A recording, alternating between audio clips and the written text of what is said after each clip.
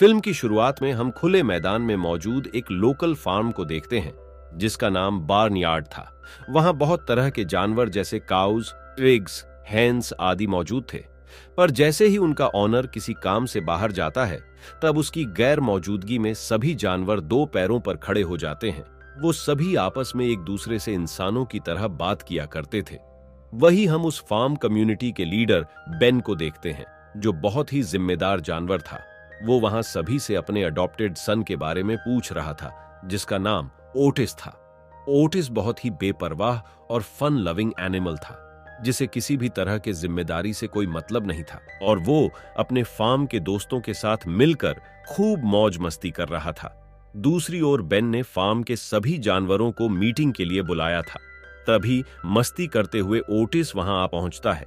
Ben उसे शांति से वहां बैठने को कहता है और सभी को बताता है कि वुल्फ सीजन शुरू हो चुका है, इसलिए वो वुल्फ के शिकार से बचने के लिए उन्हें कुछ रूल्स बताता है। जैसे सभी को ग्रुप्स में रहना था और किसी को भी फेंस से बाहर जाने की अनुमति नहीं थी और इसी के साथ वो मीटिंग एंड हो जाती है। पर सभी के वहां जाने के बाद बेन ओटिस को वहीं रुकने को कहता है और उसे अपने वही रूल्स दोहराता है। पर ओटिस को इस बात की कोई चिंता नहीं थी और वो उनसे कहता है कि जब मैं यहाँ का लीडर बनूंगा तब यहाँ के किसी भी जानवर को अपने बचाव के लिए मदद की जरूरत नहीं होगी और वो अपनी रक्षा खुद कर सकेंगे। तब बेन उसे एक बात कहता है कि एक स्ट्रांग इंसान सिर्फ खुद की रक्षा करता है, पर एक अच्छा और स्ट्रॉन्गर इंसान अपने पूरे कम्युनिटी की रक्षा करता है। पर ओटिस इस बात को हल्के में लेते हुए वहां से वापस मौज मस्ती करते हुए निकल जाता है। वही जब वो मैडी नाम की एक क्यूट चिक के साथ खेल रहा था तभी उसकी नजर डेजी नाम की एक प्रेग्नेंट लेडी के ऊपर पड़ती है जो रिसेंटली उस फार्म पर अपने फ्रेंड बेस्सी के साथ शिफ्ट हुई थी। ओटिस को डेजी बहुत अच्छी लगती है, इसलिए वो उसे खुद को इंट्रोड्यूस करता है, पर बेस्सी डेजी को वहां से लेकर चली जाती है। उसी रात जब उनका ओनर सो जाता है तब बेन सभी को इसकी खबर देता है और जल्द ही सभी जानवर एक साथ बार्न में यूनाइट हो जाते हैं और साथ मिलकर वाइल्ड पार्टी शुरू कर देते हैं जिसे डेजी और बेस्सी भी अटेंड करते हैं।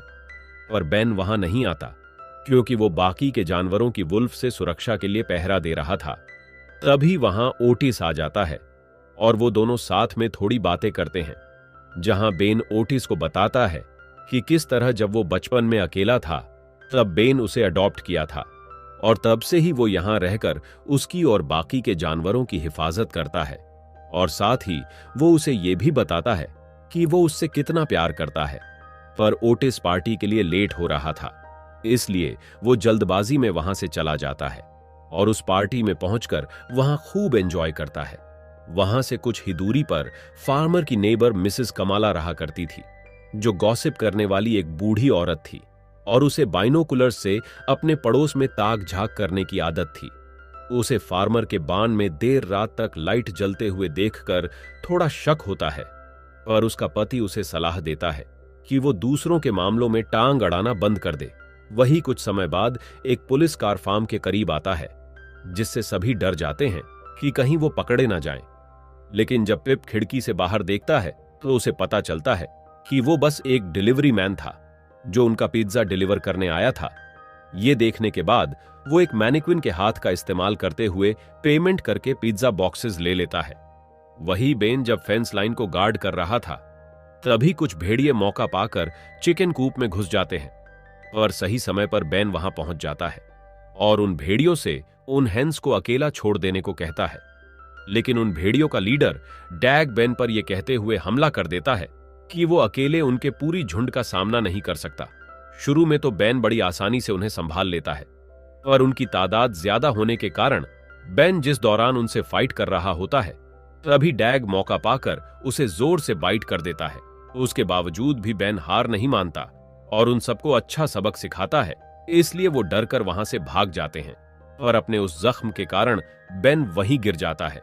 ओटिस को जब इसकी खबर मिलती है तब वो भागते हुए बेन के पास आता है और आखिर में बेन की वही डेथ हो जाती है और फार्मर उसकी बॉडी को हिल साइड की ओर दफना देता है।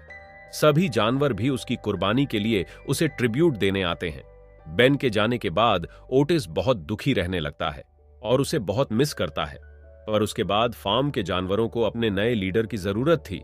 और क्योंकि बेन हमेशा से ये चाहता था कि उसके बाद ओटिस वहां का इंचार्ज बने, इसलिए उसे वहां का इंचार्ज बना दिया जाता है। ओटिस रिस्पॉन्सिबिलिटी लेने के लिए अभी तैयार नहीं था और इसके अलावा और कोई चारा भी नहीं था।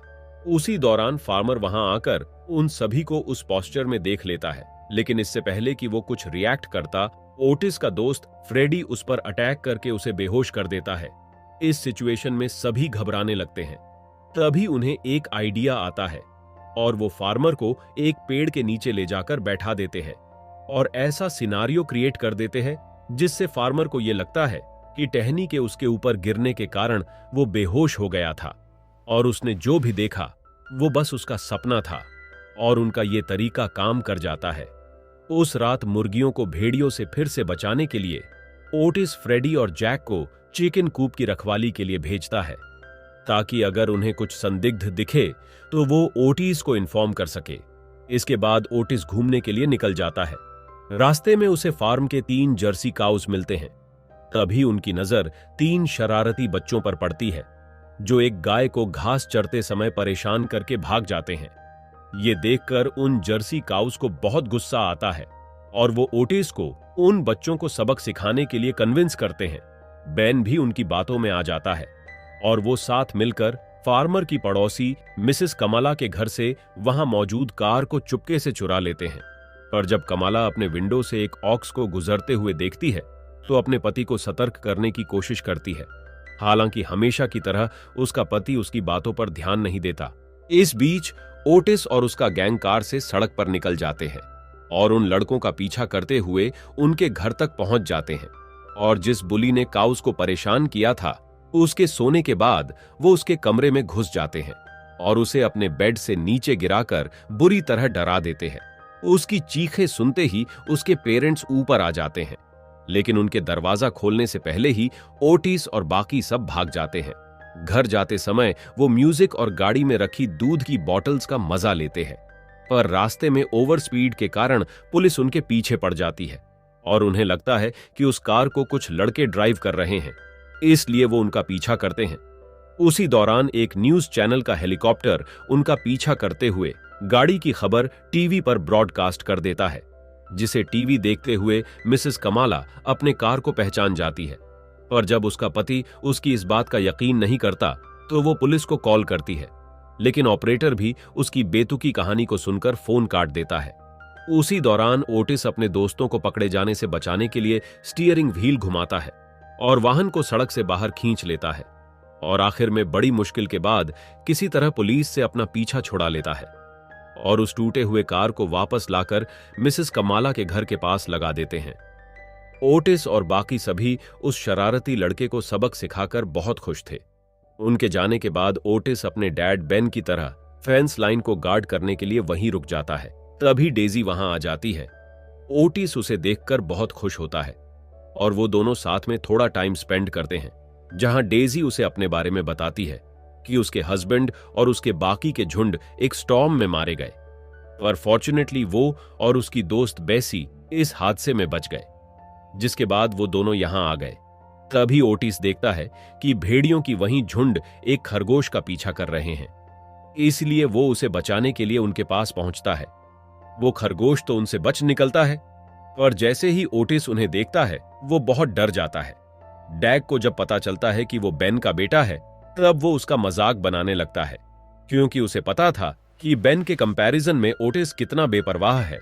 डैग उसे कमजोर समझकर उससे एक डील करता है कि वो कभी कभी फार्म आकर वहां से कुछ एनिमल्स को ले जाया करेगा और ये बात सिर्फ उन तक ही सीक्रेट रहेंगी, और अगर वो जरा सी भी हिम्मत दिखाने की कोशिश करेगा तो उसके लिए अच्छा नहीं होगा। ओटिस डरकर शांति से उनकी पूरी बात सुन रहा था। ये कहकर वो सभी वहां से चले जाते हैं। उसके बाद ओटिस दुखी होकर अपने डैड के ग्रेव के पास जाता है और उनसे कहता है कि आप एक ग्रेट डैड और ग्रेट लीडर थे, और मैं आपके जितना बहादुर और रिस्पॉन्सिबल नहीं हूं। अगर आज आप यहां होते तो उन भेड़ियों का डटकर सामना करते, पर मैं उनके आगे कमजोर पड़ गया, इसलिए मैं अपने फार्म के जानवरों का लीडर बनने के बिल्कुल लायक नहीं हूं। और अगले दिन वो ड्यूक को वहां का इंचार्ज बनाकर वहां से जाने वाला होता है। तभी डेजी उसके पास आती है और उसके वहां से जाने का कारण पूछती है, जिस पर ओटिस उसे बता देता है कि यहां सभी उस पर ट्रस्ट करते हैं, पर वो उन्हें प्रोटेक्ट करने के काबिल नहीं है। डेजी के समझाने के बाद भी वो अपना फैसला नहीं बदलता और वहां से निकलने वाला होता है। तभी उसे पता चलता है कि वो भेड़िए मैडी नाम की उस छोटी चिक के साथ और भी कुछ हेंस को वहां से ले गए हैं। तब ये सुनकर ओटिस उन्हें बचाने का तय करता है और अकेले उन भेड़ियों का मुकाबला करने निकल जाता है। वही भेड़ियों ने अपने इलाके में सभी हेंस को बांध रखा था और जैसे ही डैग मैडी को खाने वाला होता है, तभी ओटिस वहां आ जाता है, जो उसे गुस्से में सभी हेंस को वहां से जाने देने को कहता है। तब डैग सभी भेड़ियों को उस पर हमला करने के लिए भेजता है। इस बार ओटिस सभी का डटकर सामना करता है, पर भेड़ियों की तादाद ज्यादा थी, जिसका फायदा उठाकर डैग उसे भी बेन की तरह बाइट कर देता है और ओटिस घायल होकर वहीं गिर जाता है। पर जब वो भेड़ियों को हेंस की ओर बढ़ता देखता है, तो वो अपने डैड की कही बातों को याद करके उनके लिए हिम्मत करके उठ खड़ा होता है। पर तभी डैग देखता है कि ओटिस के पीछे उसके दोस्त भी वहां आ चुके थे। उतने में वहां वो तीनों जर्सी काउस भी उस कार से वहां आ जाते हैं, जिससे ओटिस को भी बहुत हौसला मिलता है और वो अपने मिनी दोस्तों को भी इन्फॉर्म करके वहां बुला लेता है। और उन सभी के कंबाइंड एफर्ट के कारण सभी भेड़िए उनके आगे कमजोर पड़ते हैं। एक समय पर डैग ओटिस पर पीछे से हमला करने वाला होता है, पर सही समय पर ओटिस को इस बारे में पता चल जाता है और वो उसे पकड़ लेता है। पर वो डैग को वापस कभी भी फार्म पर न आने का वार्निंग देकर छोड़ देता है और इस तरह से वो उनसे अपने डैड की मौत का बदला भी ले लेता है। पर जब वो सभी हेंस को रेस्क्यू करके फार्म की ओर जा रहे होते हैं, तब ओटिस को पता चलता है कि जब से वो वहां से गया था, उसके बाद से ही डेजी को लेबर पेन होना शुरू हो चुका था। इसलिए वो टाइम पर वहां पहुंचने के लिए डाइनर से कुछ बाइक्स को चुरा लेते हैं और उसके जरिए जल्द ही फार्म तक पहुंच जाते हैं, जहां ओटिस देखता है कि डेजी ने एक काफ को जन्म दिया था और वो उसका नाम ओटिस के डैड के नाम पर बेन रखती है। ओटिस को भी ये जानकर बहुत अच्छा लगता है। आखिर में सभी के कहने पर ओटिस वहां से जाने का अपना विचार बदल लेता है और तय करता है कि वो यही रहकर अपने डैड की तरह फार्म के सभी जानवरों की रक्षा करेगा। और सभी जानवर भी उसके इस फैसले से बहुत खुश होते हैं। और इसी के साथ ये मूवी यहीं एंड हो जाती है।